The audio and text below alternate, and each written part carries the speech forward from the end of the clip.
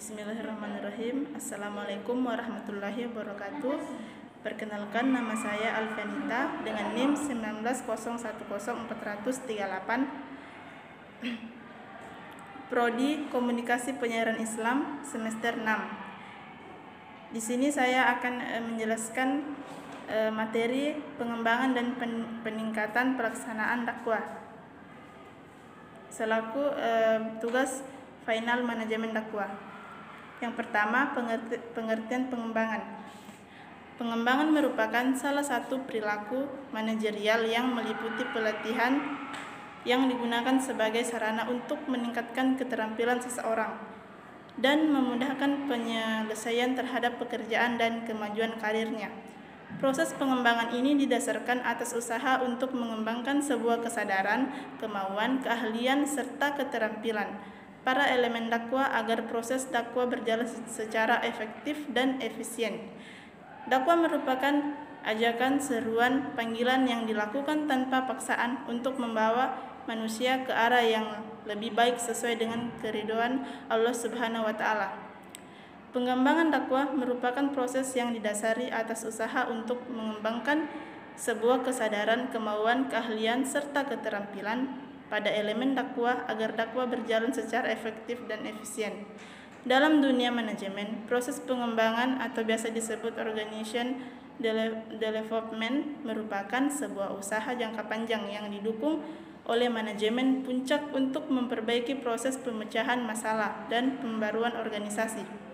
Secara individual, pengembangan yang berorientasi kepada perilaku para dai memiliki beberapa keuntungan potensial dalam proses pergerakan dakwah, khususnya bagi para pemimpin dakwah.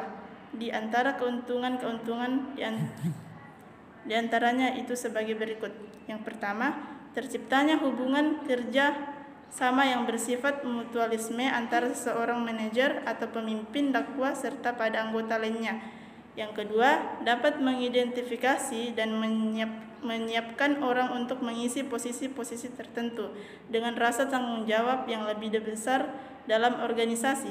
Yang ketiga, dapat memberikan suatu rasa kepuasan karena membantu anggotanya untuk tumbuh dan berkembang. Kemudian, prinsip-prinsip pengembangan dakwah. Dalam sebuah proses pengembangan terhadap beberapa prinsip yang akan membawa ke arah pengembangan dakwah. Prinsip-prinsip tersebut antara lain sebagai berikut. Yang pertama, mengidentifikasi kebutuhan akan pelatihan proses pengembangan keterampilan dai bertujuan untuk menentukan apa yang mereka ketahui dalam menyiapkan untuk terjun langsung ke objek dakwah. Kebutuhan akan lebih banyak pelatihan dapat diidentifikasi pada perbedaan antara keterampilan yang dimiliki sekarang dengan keterampilan yang dibutuhkan, yaitu dengan melakukan analisis terhadap kinerja para dai. Yang kedua, membantu rasa percaya diri dai, melatih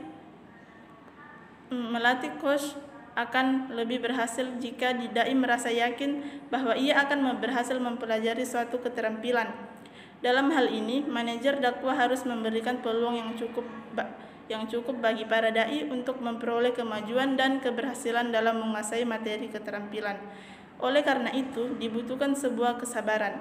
Yang ketiga, membuat penjelasan yang berarti dalam proses peningkatan pemahaman serta daya ingat selama pelatihan harus dibangun atas dasar pengetahuan. Pada saat menjelaskan sebuah prosedur, maka harus diupayakan untuk menggunakan bahasa yang jelas, lugas, dan menghindari instruksi yang kontradiktif. Dengan demikian, penjelasan dapat diterima sesuai dengan pemahaman yang dimiliki. Yang keempat, membuat uraian pelatihan untuk memudahkan dalam pembelajaran. Jika diadakan pelatihan formal ataupun non-formal, maka sebelum mengajarkan suatu pengetahuan harus dijelaskan terlebih dahulu mengenai prosedur keterampilan yang akan diajarkan. Selain hal tersebut, dalam penyampaian teori harus diusahakan untuk memberikan teori-teori yang mudah terlebih dahulu. Kemudian setelah itu baru teori yang lebih kompleks. Yang kelima, memeriksa apakah program yang telah berjalan sesuai dengan perencanaan dan target. Setelah semua materi diberikan, maka sehendaknya memberikan kesempatan untuk mempraktikkan atau mendemonstrasikan materi-materi yang telah disiapkan. Ketika mempraktikkan, maka instruktur harus mampu mengkondisikan keadaan.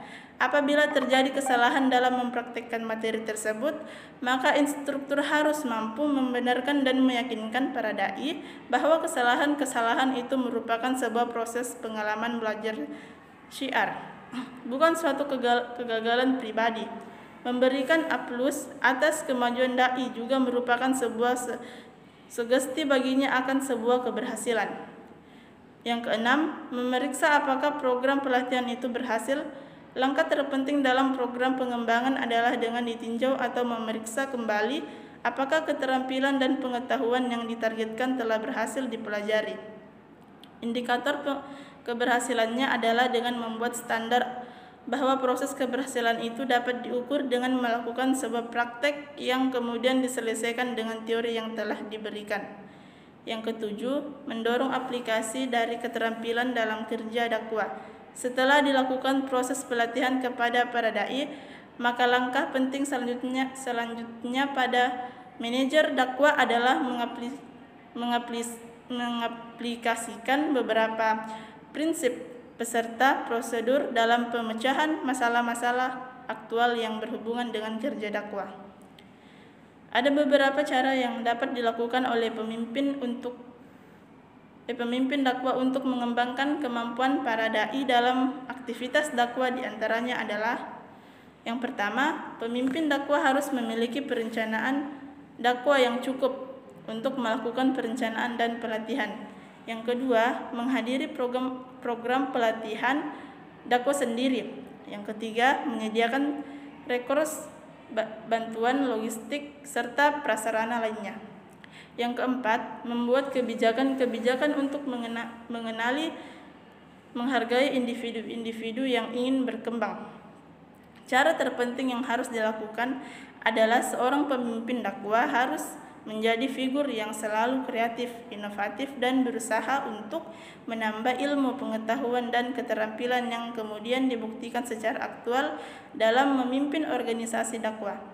Peningkatan dan penyempurnaan terhadap proses dakwah dapat dilakukan setelah diadakan penelitian dan penilaian terhadap jalannya proses dakwah secara menyeluruh setelah suatu proses usaha selesai. Peningkatan dan pengembangan terhadap proses dakwah dapat dilakukan setelah diadakan penelitian dan penilaian terhadap jalannya proses dakwah secara menyeluruh setelah usaha selesai. Untuk lebih meningkatkan penyelenggaraan dakwah, terutama dalam menghadapi perubahan masyarakat yang sangat pesat dan kompleks, para pelaku dakwah terutama pemimpinnya perlu meningkatkan kemampuan manajemennya sehingga penyelenggara dakwah dapat berjalan secara efektif dan efisien. Mungkin itu saja materi yang saya sampaikan, kurang lebihnya mohon dimaafkan. Assalamualaikum warahmatullahi wabarakatuh.